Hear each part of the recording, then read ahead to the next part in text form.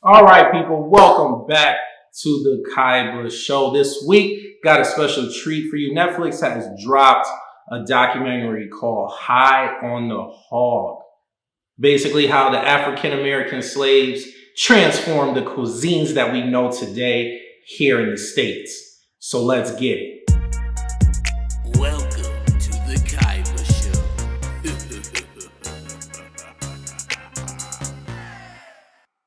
All right, people. So High on the Hog, like I stated before, is on Netflix. It's streaming now. It came out towards the end of May.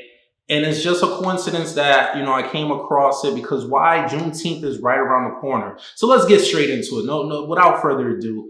So basically, High on the Hog, this documentary is talking about how actually from the vegetations down to top chefs that most people are not aware of.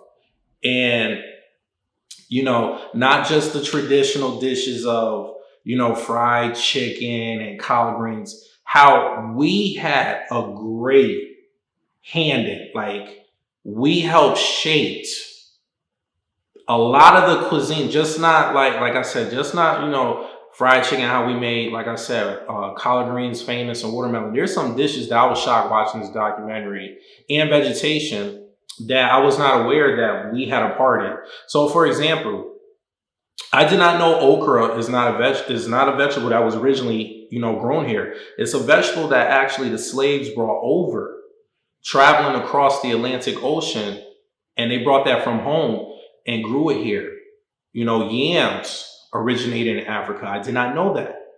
I did not know that. So, when people get yams and sweet potatoes confused. So I did not know that a lot of these vegetables actually were brought over by the slaves and they grew it here on the plantations and basically made it famous. Like we all know about the traditional stories about how whatever was left over from the master, we turned it into, in our eyes, what we deem delicacies. And then that's what made, back then the white people would be like, oh, what's that? And then when they tried it, then now it gets famous. So that's basically what this documentary is talking about in a nutshell, how the soups, barbecuing, you name it. We were the first entrepreneurs in the food business. We were the first caterers. This documentary touched on so much vital information that I don't care, black, white, Latino, Asian. I feel like if you live in this country, even if you don't live in this country, you gotta watch this documentary because it shows like how more of an impact we've had on this country, like as a whole, and it's all on a hush hush.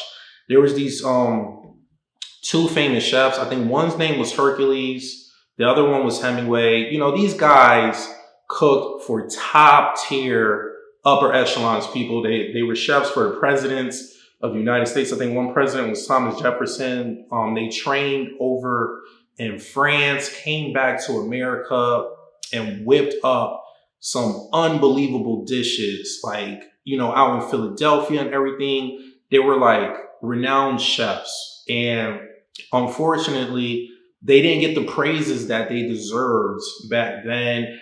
And they definitely deserve their flowers now. We have to give these people their flowers now because, like I said, they helped shape, mold the food culture in this country. And when we think of black people, we think of soul food. And like I said, we think of smothered pork chops, but it goes deeper than that, people. You really have to watch this documentary. They talk about so much stuff. Even the host of the documentary, he went back to Africa, and we see how we are not that far removed in the stuff that we do, the way we cook our food. We are not that far removed from our African brothers and sisters back home. There are so many dishes that we cook here in the States and we don't even realize, like, because it's built in us, it's built in our DNA. That's why we do what we do. You get what I'm saying? Like, even down to the hot sauce. Like, there's a reason why black people like hot sauce on their food, because in Africa, and we don't even think about this, even me, like when I think of spices, I think of like some Latin dishes and stuff like that. Maybe, some Indian dishes. Maybe a little bit, if I'm gonna go back to black people, like the Caribbean. But when it comes to African Americans, I wouldn't associate us with spices, but there's a reason why we love hot sauce, because there's a lot of spices cooked in the African traditional meals back home in West Africa. So I thought that that was so interesting. Like, oh, okay, that's why we kind of like hot sauce, because it's like I said, there's just so much stuff that it's built in us, and we don't even realize what we're doing is actually hundreds and thousands of years of culture that we did lose, but we didn't lose everything, because like I said, it's embedded in us, it's in our DNA. So we might cook a certain way, move a certain way, talk a certain way, because without us even realizing, this is what we would be doing back home if we never were taken from our country to begin with. So yeah, there's a lot of culture that we lost coming over. You know, they stripped us of our culture, but then there's just certain stuff I can't even explain, because this is a docu-series. It was like 5 episodes, and they touched on so much information that I actually want to rewatch it. But it's just amazing how there's certain stuff that's just embedded in us, if you get what I'm trying to say. So I just, like I said, they talked about the vegetation. They went back to Africa, talked about the foods in there, and how there's some dishes that it's just like, wow, that's similar to something that we make back here in the States. They talked about, the famous black chefs that cook for the presidents. Like I said, one name was Hercules. I think the other one was Hemingway.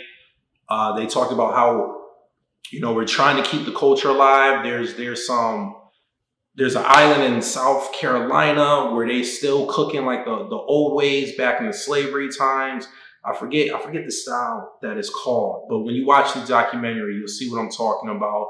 So it's just it's very interesting to see how there's certain groups here in the States that they're trying to keep that culture alive, and I respect it 100, especially as a Black person in this country. So definitely check out this documentary on Netflix. So as usual, people, you know the drill. If you like what you see, you want to see more, please hit the subscribe button. After doing that, hit the bell button so you get notified every time I upload a video. And leave a comment at the bottom and let me know what you thought of High on the Hog. And hit the like button. And I'll see you guys next time. Peace.